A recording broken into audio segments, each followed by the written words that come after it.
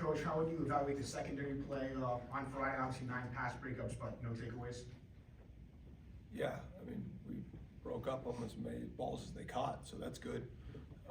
Thought the guys battled, competed, and I thought we were good in one-on-one situations. All right, next will be Chris, front row. When you have 8, 9 PBUs in a game, you're around the ball as much as the defense was. Why doesn't it translate to takeaways? Why has that been such a difficult task for this team to take the ball back? Yeah, sometimes when you tip the ball, it bounces away from the guy running to the ball. You know, it happens. You want to be able to catch them all you can, but, you know, break up balls. I don't know what the percentage is of pass breakups that are interceptions. You know, I thought we were in good position on a couple of them. Didn't catch it or didn't play it in a way that we could catch the football. But, you know, listen, we're just trying to create them. You know, we had obviously the PI on the one interception that got negated, and you'd like to have that one. You know, if we don't get the holding, is that successful? Well, it helps. That's one more than we had. So we're working on it. All right, stay here for Brendan. How did Juice do in the start? Is he continuing to earn more and more reps? He's doing well. You know, he's doing well.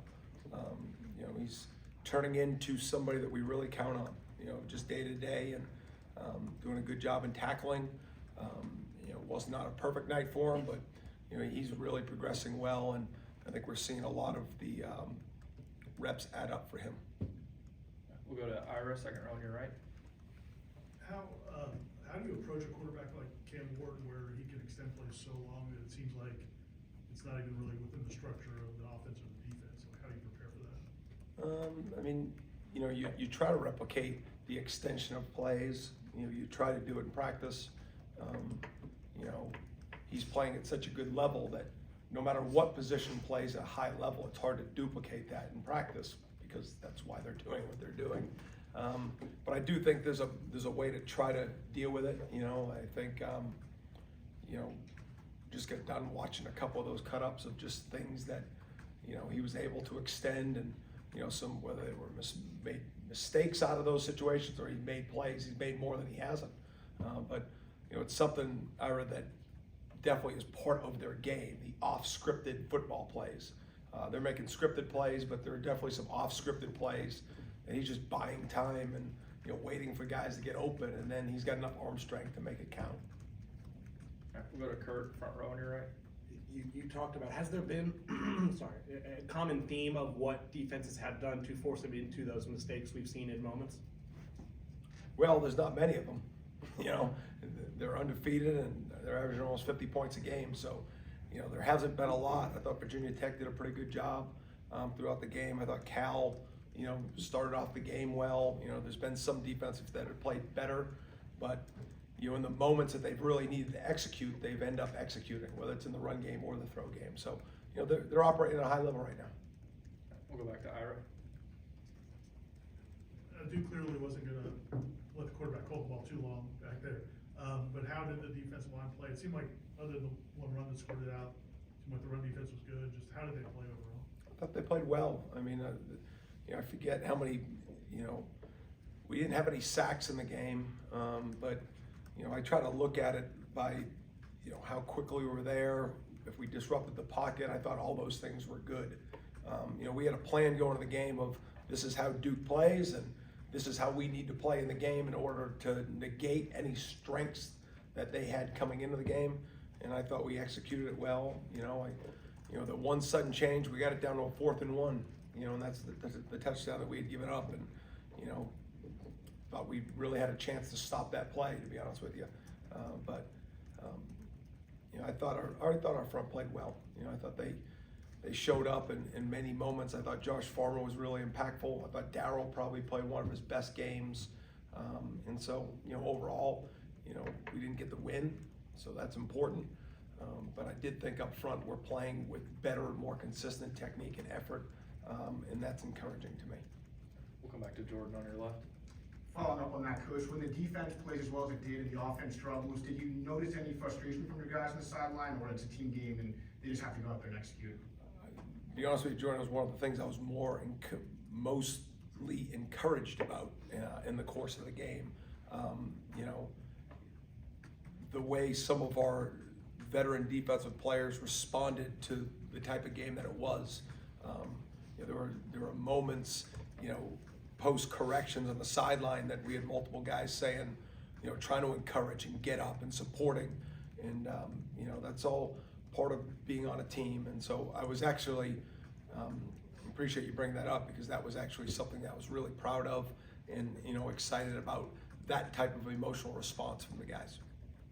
We'll go back to Ira on your right. I know you're going to every game wanting to, shut down the other offense. Well, you're going up against an offense that is probably going to make a lot of plays, or make some plays.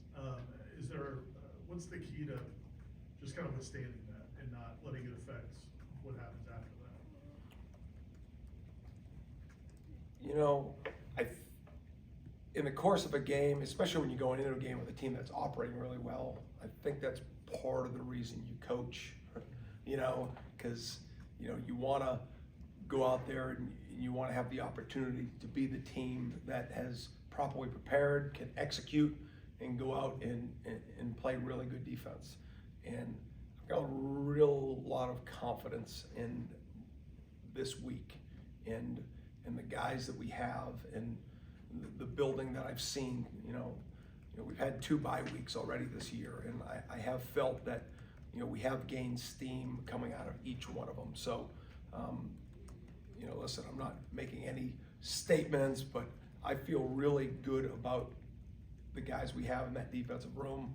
I'm looking forward to putting a great plan together. I'm looking forward to them going out and playing as hard as they possibly can. And we'll see how that plays out for them. All right, we'll stay there for Liam. Kind of following up on that, you mentioned this week it's Miami. Mike talked about it, this is the game everyone remembers. Does that give these guys a little bit of an edge, especially considering, like you said, Miami can make those big plays, but they want to be the one to shut them down? Yeah, listen, this game, Florida State, Miami, has gone way longer than my time here. And, it's always been, a critical game to this university. And, we have a lot of former players either on our staff or that I have come to know as friends. Obviously, we have players that I've coached that have had major impactful games, even in my short time here. And so I don't underestimate the importance of the game. I think that emotion is important. But at the end of the day, after that first series, it's still going to be one of those football games. But, I am not, I totally understand about what the level of play that needs in this game. And, it's something our guys have rose to. And I know we've got a lot of guys in the state with eyes on this game. All right, Ira. You guys played other mobile quarterbacks, and Trevor gives you guys, I would assume, a pretty good look at that. How valuable would he be in a week like this? Very. I actually spoke to him yesterday, and Trevor's done a really good job, all year, just being pretty consistent in his competitiveness out there, making throws, keeping plays alive. So, he'll be a valuable person on that look squad this week, and I know he'll do a great job. We'll go to Aslan in the back right.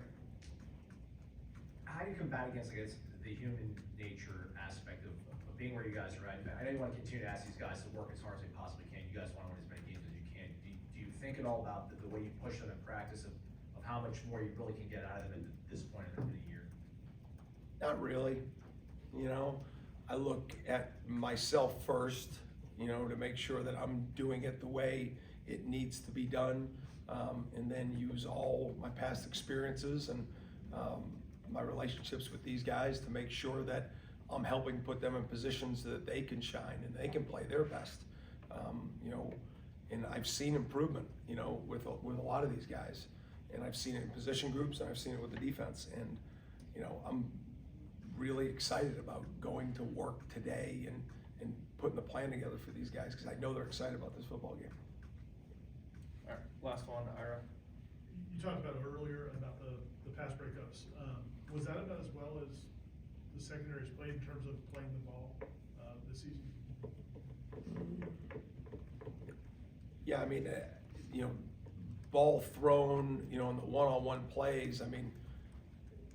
I mean, we were really good, in the game, and, was it the best one? Probably the most pass breakups we've had in the game. But that also went to, there weren't sacks, and so just the ball had more opportunity to probably get there. But yeah, I think they competed well, and we felt good about the matchup going in. We felt really good about the matchup coming out.